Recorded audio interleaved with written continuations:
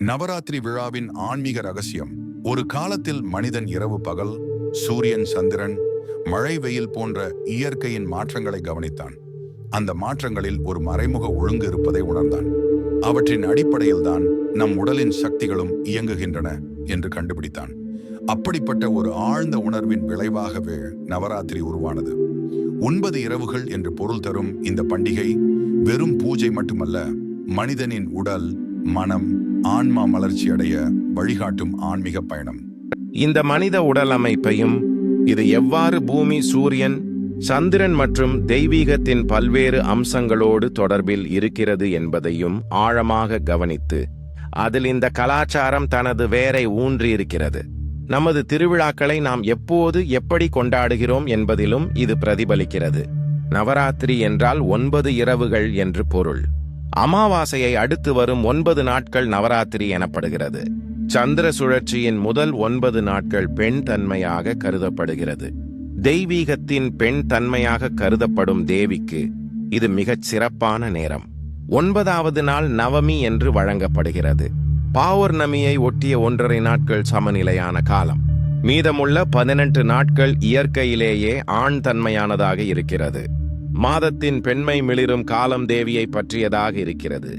எனவே தான் இந்த கலாச்சாரத்தில் நவமி வரையிலான அனைத்து வழிபாடுகளும் தேவிக்கு அர்ப்பணிக்கப்பட்டுள்ளது.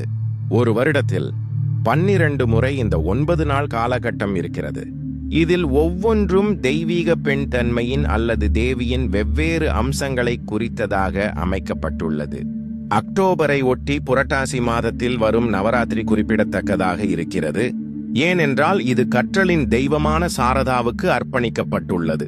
மனிதனால் பல செயல்களை செய்ய முடியும் என்றாலும் இந்த கலாச்சாரத்தில் கற்றலுக்கு மிகுந்த முக்கியத்துவம் வழங்கப்படுகிறது. மற்ற உயிரினங்களால் நம்மை விட வேகமாக ஓட முடியும். நம்மை விட வலிமையானவையாக அவை இருக்கின்றன. நம்மால் முடியாத பலவற்றையும் அவை செய்கின்றன. ஆனால் நம்மால் கற்க முடிந்த அளவுக்கு அவற்றால் கற்றுக்கொள்ள முடியாது. மனிதனாக இருப்பதன் பெருமையே உங்களுக்கு. விருப்பம் இருந்தால் நீங்கள் எதை வேண்டுமானாலும் கற்றுக்கொள்ள முடியும் என்பதுதான். ஆண் தன்மை, பெண் தன்மை என்று நாம் குறிப்பிடும்போது பாலினம் பற்றி நாம் பேசவில்லை. இங்கு இருப்பில் உள்ள அடிப்படையான தன்மைகளை, எதிரெதிர் துருவங்களை பற்றியே நாம் பேசுகிறோம். பொருள் தன்மையான உலகம் எதிரெதிர் துருவங்களுக்கு இடையே மட்டுமே இருக்க முடியும். இரவும் பகலும், இருளும் வெளிச்சமும், ஆண் தன்மையும் பெண் தன்மையும், ஆணும் பெண்ணும். ஆண் என்றும் பெண் என்றும் குறிப்பிடும் போது அது ஆண் தன்மை மற்றும் பெண் தன்மையின் வெளிப்பாடே. தனியாக அவர்களுக்கென குணங்கள் ஏதுமில்லை. உங்கள் இல்லம், கலாச்சாரம் மற்றும் அன்றாட பழக்க வழக்கங்களில் விழிப்புணர்வாக பெண் தன்மையை கொண்டு வருவது மிக முக்கியமானது. நீங்கள் இதை முறையாக நடத்தி கொள்வதற்கு ஏதுவாக இந்த பாரத கலாச்சாரம் பல செயல்முறைகள், சடங்குகள் மற்றும் பல கருவிகளை உருவாக்கியது. இது நவராத்திரி காலம் என்பது பற்றிய கவனம் உங்களுக்கு இல்லாமல் போகக்கூடும். எனவே இந்த 9 நாட்களும் 3 வேளையும் முழு உணவு உண்பதை தவிர்த்து விரதம் இரு என்றார்கள். வயிற்றில் உணவு இருந்தால் இது என்ன நாள், கிழமை என்பதை நீங்கள் மறந்து விடுவீர்கள். ஆனால் நீங்கள் உபவாசத்தில் இருந்தால் இந்த நாள் எப்படிப்பட்டது எனும் விழிப்புணர்வுடன் இருப்பீர்கள். இப்படியே 9வது நாளை அடைகையில் நீங்கள் மிகுந்த விழிப்புணர்வில் இருப்பீர்கள். எனவே உங்களில் விழிப்புணர்வை அதிகரிக்கவும் உடலில் குறிப்பிட்ட சுத்திகரிப்பு நிகழவும் நீங்கள் உபவாசம் இருக்க வேண்டியிருக்கிறது. உத்தராயணத்திற்கு பிறகு வரும் காலகட்டம் பெண் தன்மையின் நேரம். வருடத்தின் இந்த காலகட்டம் இயல்பாகவே பெண் தன்மைக்கு ஆதரவாக இருப்பதால் குறிப்பிட்ட சமூகங்கள் பெண் தன்மையை நிலைநிறுத்த விழிப்புணர்வாக செயலாற்றி உள்ளன. ஏனெனில் பெரிதாக ஊக்கமளிக்க தேவையில்லாமலேயே ஆண் தன்மை தன்னை நிலைநிறுத்திக் கொள்கிறது. தன்னை நிலைநிறுத்திக் கொள்ள பெண் தன்மைக்கு ஊக்கம் தேவை. இல்லையெனில் பெண் தன்மை பின்புலத்திற்கு சென்றுவிடும். பெண் தன்மை பின்புலத்திற்கு சென்றுவிட்ட எந்த ஒரு சமூகமாக இருந்தாலும் அவர்கள் கைப்பற்றுபவர்களாக மாறிவிடுவார்கள். அப்படி மாறினால் அவர்கள் வாழ்க்கையின் வெறும் கூடு மீது அமர்ந்திருப்பார்கள். உலகம் முழுவதையும் அவர்கள் வெற்றி கொண்டிருப்பார்கள். ஆனால் உலகம் பற்றிய எந்த ருசியும் தங்களிடம் இல்லை என்பதை காண்பார்கள். ஆண் தன்மையின் நிலை இப்படிதான் இருக்கிறது. உலக வாழ்வில் உச்சியை அடைந்த பிறகு சிகரத்தில் இருந்து கொண்டு துன்பமாக உணர்வார்கள்.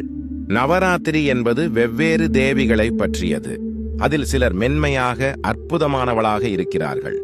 ஒரு சில தேவிகள் ஆக்ரோஷமாக, பயங்கரமாக அல்லது அச்சமூட்டும் விதத்திலும் இருக்கிறார்கள். உங்கள் தலையை துண்டித் தெரியும் பெண்ணையும் வணங்கும் ஒரே கலாச்சாரம் இதுதான். இது ஏனென்றால் ஒருவரின் புத்திசாலித்தனம், மேதமை, அறிவாற்றல் மற்றும் பிற திறன்களை நல்லொழுக்கத்தின் பலிபீடத்தில் மட்டும் ஒப்படைக்க நாம் விரும்பவில்லை. சமுதாயத்தை அணுகுவதற்கு உங்களுக்கு நல்லொழுக்கம் வாய்ப்பளிக்கும்.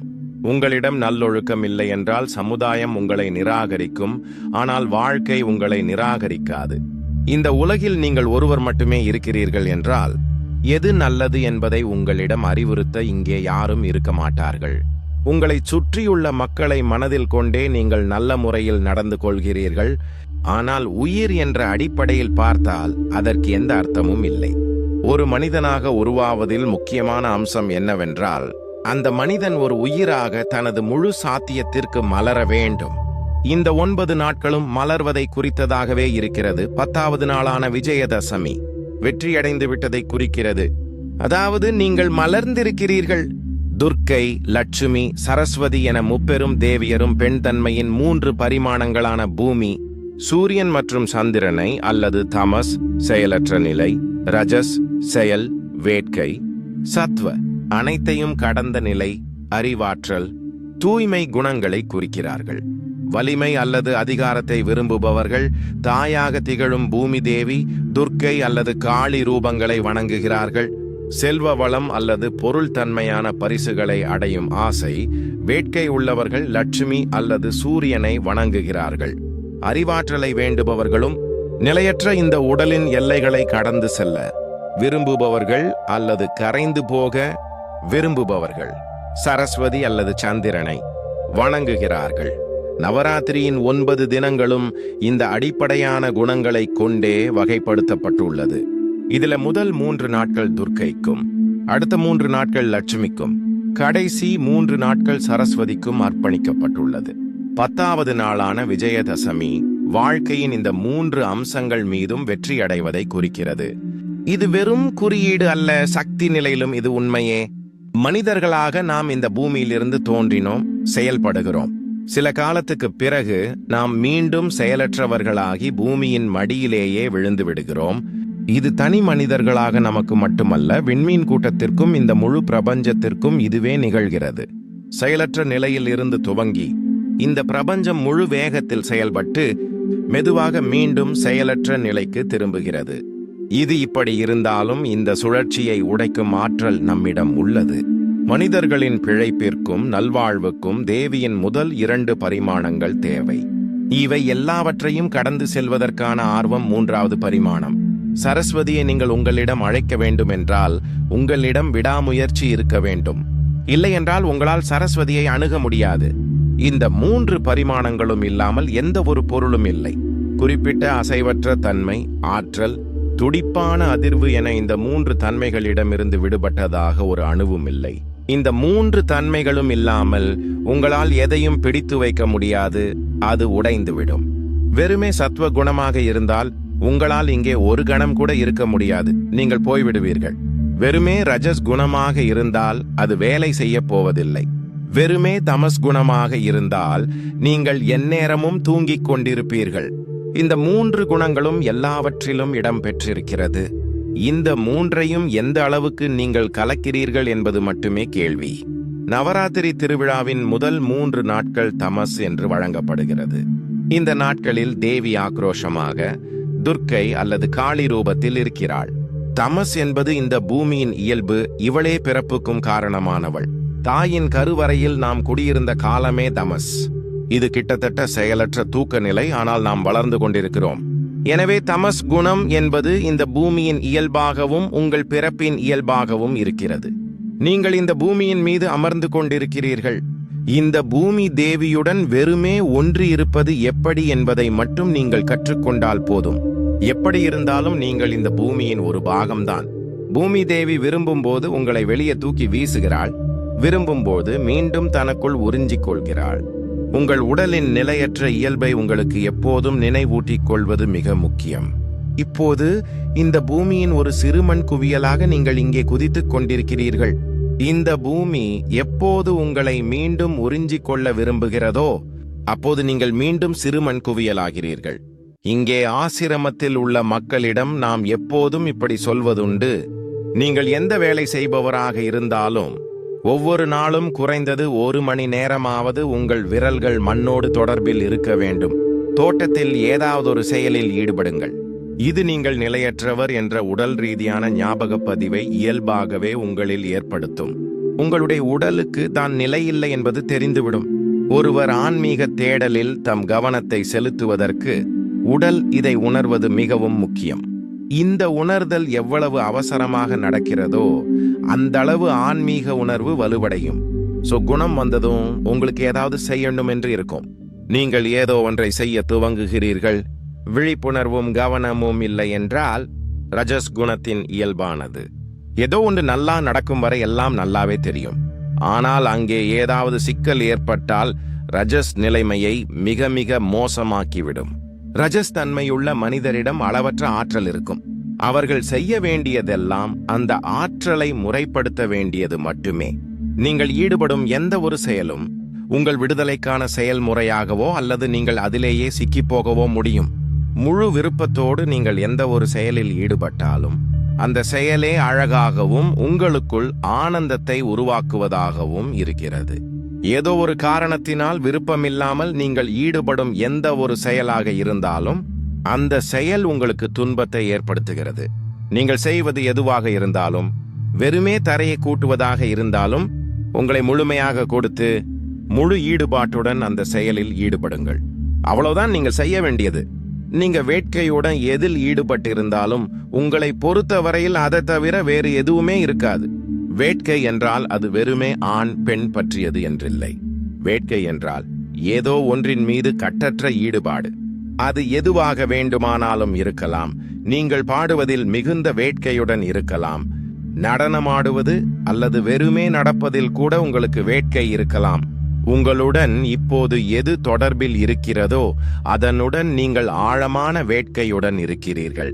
உங்க சுவாசம், நீங்க நடப்பது, வாழ்வது என எல்லாமே வேட்கையுடன் நடக்கும். நீங்கள் இங்கு உயிருடன் இருப்பதே அனைத்துடனும் முழுமையான ஈடுபாட்டால் தான். தமஸ் குணத்தில் இருந்து சத்வ குணத்திற்கு நகர்வது என்றால் நீங்க இந்த உடல், மனம், உணர்ச்சி மற்றும் சக்தி உடல்களை செம்மைப்படுத்தி மெருகூட்டுகிறீர்கள். சரி, அனைத்தையும் ஊடுருவும் விதத்தில் நீங்கள் செம்மைப்படுத்தும் போது உங்களுக்குள்ளேயே இருக்கும் இந்த படைத்தலுக்கே மூலமானதை உங்களால் தவறவிட முடியாது. இப்போது அது இருப்பதே தெரியாதவாறு மிக மங்கலாக இருக்கிறது. உங்கள் உடல் ஒரு சுவரை போல அனைத்தையும் தடுத்து கொண்டிருக்கிறது. இவ்வளவு பிரம்மாண்டமான, இவ்வளவு மகத்தான படைத்தலுக்கே மூலமானது உங்களுக்குள் உட்கார்ந்து கொண்டிருக்கிறது. இந்த சுவரால் அதை தடுக்க முடியும் என்றால் அது அவ்வளவு தடிமனானது. இதை சரி செய்து கொள்வதற்கான நேரம் இது. இல்லைனால் உங்களுக்கு அந்த சுவர் மட்டுமே தெரியும். உள்ளே யார் வாழ்கிறார்கள் என்பது உங்களுக்கு தெரியாமலே இருக்கும். ஒரு கொண்டாட்டமான மனநிலையுடன் நவராத்திரியை அணுகுவதுதான் மிகச்சிறந்த வழி. இது எப்போதும் வாழ்க்கையின் ரகசியமாக இருக்கிறது. எதை பற்றியும் அலட்டிக் கொள்ளாமல் ஆனால் முழு ஈடுபாட்டுடன் இருப்பது. பாரம்பரியமாக பெண் தெய்வங்களை போற்றும் வழிமுறையை கொண்டிருந்த கலாச்சாரங்கள் நம்மால் புரிந்து கொள்ள முடியாத அளவுக்கு இந்த இருப்பு பிரம்மாண்டமானது என்பதை தெரிந்து கொண்டிருந்தன. நீங்கள் இதை அனுபவிக்க முடியும், அழகை கொண்டாட முடியும், ஆனால் அதை புரிந்து கொள்ளவே முடியாது. வாழ்க்கை ஒரு புதிர், அது எப்போதுமே அப்படியேதான் இருக்கும்.